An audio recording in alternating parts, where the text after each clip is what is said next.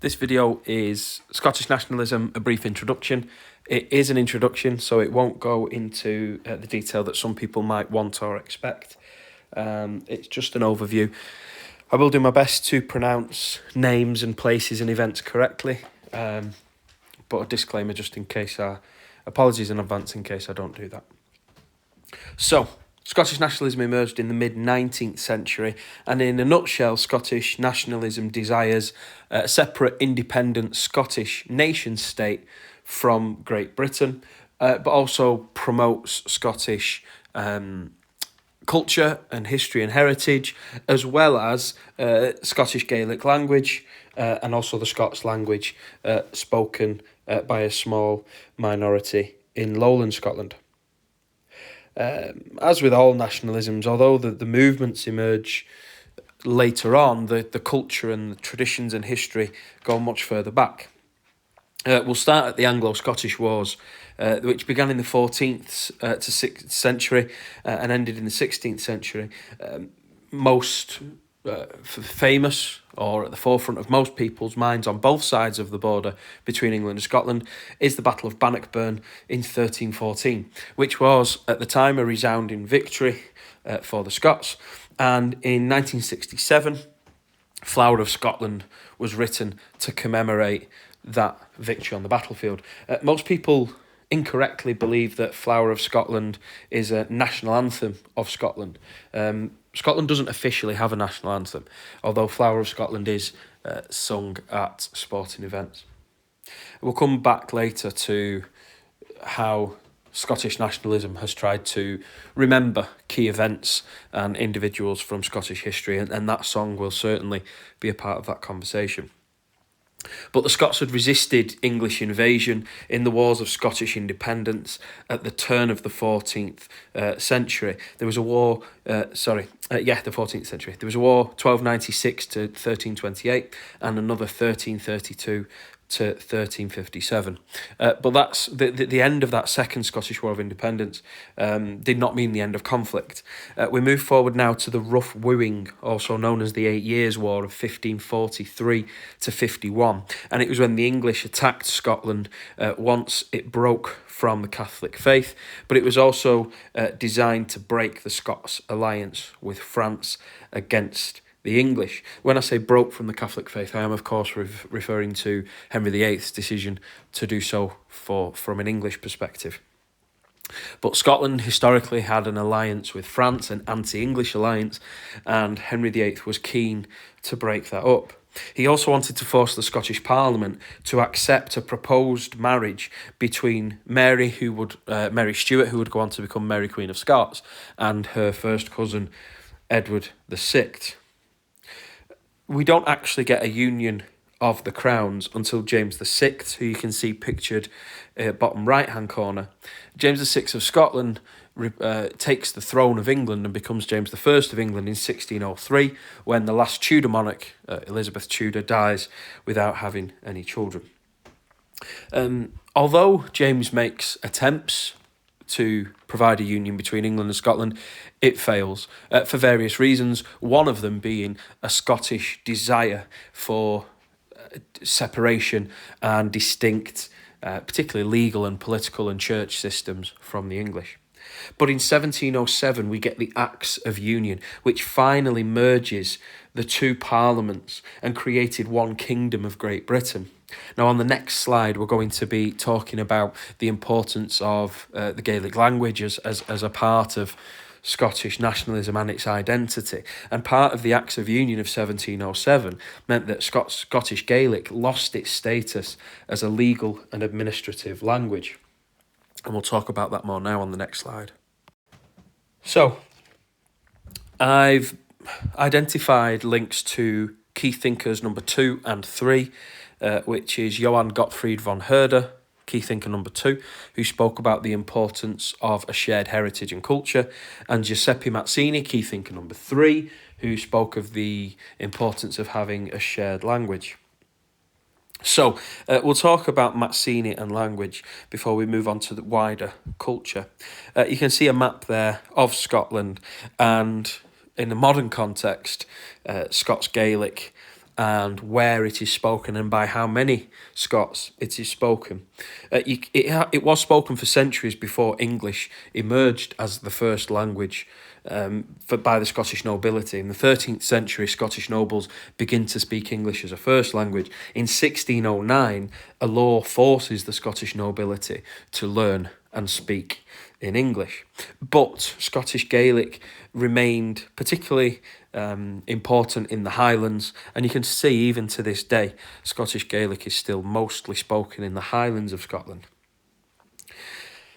Before we move on to culture, I'll just give an update on the status of Scottish Gaelic. In 2005, the Scottish Parliament passed the Gaelic Language Act, which was aimed to promote the Scottish language. And there are similarities here. If you've seen the case studies on Wales and Ireland, you will see that there have been similar attempts by devolved bodies in the United Kingdom to promote those localised languages.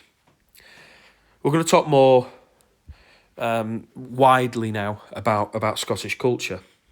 Because in the 18th century, Highland dress was banned. Speaking of traditional Highland culture and the Gaelic language was deterred. Speaking Gaelic in school in particular was punishable with physical beating.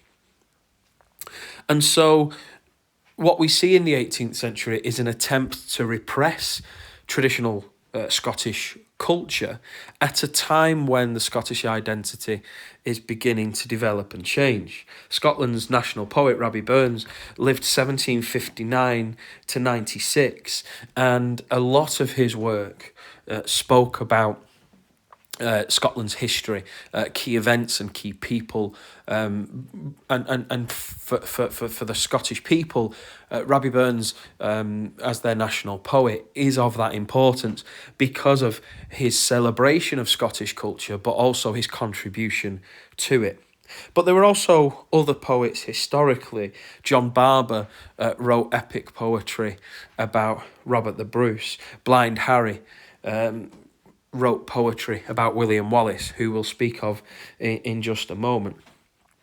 We've also got, and you can see him pictured bottom centre, Hugh MacDiarmid, and he was seen as the figurehead of the Scottish Renaissance, a 20th century cultural movement, particularly in literary spheres, poetry, books, and so on. He was seen as the figurehead of that movement. He was also a member of the National Party of Scotland, but he was later expelled for his communist views. And we'll talk about the SNP in a moment. The SNP, as it is today, is a centre-left political party. MacDiarmid was expelled at the time for having views considered too radical. But it's interesting to see an individual who can be referred to both as a nationalist and as a communist, because remember Karl Marx, if we make that link back to socialism, the core ideology, spoke about the proletariat as not having a nation but being a nation. For Karl Marx, the working man was not an English working man or a French working man, etc. The proletariat was across national borders. But you can see that Hugh MacDiarmid was able to consider himself and be considered both a nationalist and as a communist. And we also need to talk about 1995 film Braveheart with Mel Gibson at the centre of it. Now, in terms of the actual history, there are a lot of inaccuracies, quite famous inaccuracies. However, the timing of Braveheart is absolutely crucial. 1995, this film is released and it is a box office hit. It is watched all across the world, but it was seen as a representation and a summary of the Scottish spirit. And I say that the date is very important because it's just 3 years before the creation of the Scottish Parliament as part of the devolution arrangements after New Labour's victory in the 1997 general election. And I think that it summarised the mood of the time, this very vibrant and alive mood in Scotland of self-identifying. And that's not to say that every Scottish person who has watched Braveheart and enjoyed it is a Scottish nationalist, but it seemed to summarise the mood of the time. We'll talk now about the Scottish National Party. The Scottish National Party, as we know it today, was formed in 1934 when there was a merger between two nationalist parties that already existed, the National Party of Scotland and the Scottish Party. It won its first seat at Westminster in 1967 and has been the largest party in the devolved Scottish Government since 2011. And the SNP desires ultimately, over anything else, an independent Scotland free from the United Kingdom.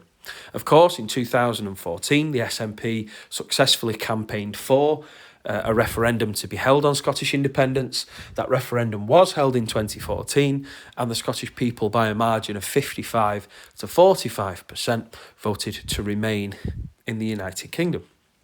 However, post-Brexit, there were greater calls for another independence referendum because Scotland voted to remain in the EU, as did Northern Ireland, but Scotland voted to remain, but a majority of the people of the United Kingdom decided to leave. And so the mood amongst Scottish nationalists was one of being held against their will, being frog-marched out of Europe against the will of the Scottish people. One thing that I would say about the SNP is it really isn't just as simple as Scottish independence. We talked before about the Gaelic Language Act of 2005, an attempt to promote and preserve the Scottish Gaelic language and also make it part of young people's education to keep the language alive. And also we said that the Scottish National Party is left of centre in British politics.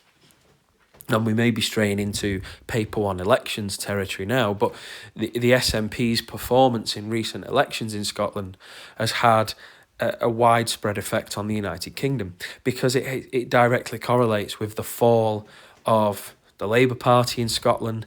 It has lost somewhere between 45 and 50 or so seats in Westminster, which has been seen to be part of the reason why Labour has lost elections since 2010. So ultimately, the aim of the SNP is independence for Scotland, but it also aims to promote the history and culture of the Scottish people and the Scottish nation. It's also worth noting that the SNP has actively engaged with and contributed to the devolved arrangements, because that in itself suggests that for now there is an appetite for engaging in the devolution process, even though the SNP's ultimate goal is not a devolved assembly, but an independent Scotland. Okay, so if you've seen any of the other case studies, you will know that it's at this point where we decide where Scottish nationalism lies on those three paradoxes of nationalism. Paradox number one, nationalism is both peaceful and violent. And although we do have historically a history of war between the English and the Scots, the so-called old enemy, as one was referred to the other, I think that Scottish nationalism, after it emerges in the mid-18th century, is a peaceful movement. There are no major organisations advocating war against the British state. Secondly, democratic or a rejection of democracy.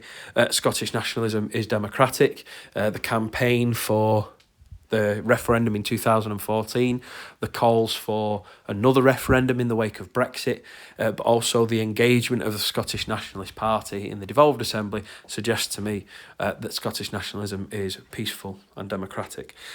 The one I find most interesting is whether or not Scottish nationalism looks forward or backwards. And actually, excuse me, actually in every case study video that you might have seen, this is the most difficult paradox. I don't think that it is ever all one thing or all another. I'm actually going to keep it in the middle. I think that ultimately Scottish nationalism looks forward to the creation of an independent Scotland. But if we look at reinvigorating the Scottish Gaelic language, rethinking Scottish history. I mean, even the song Flower of Scotland talks about be the nation again. And that for me is looking both forward and backwards. To be the nation again, that they desire a future that looks very much like the past. And so I think that Scottish nationalism looks both forwards and backwards.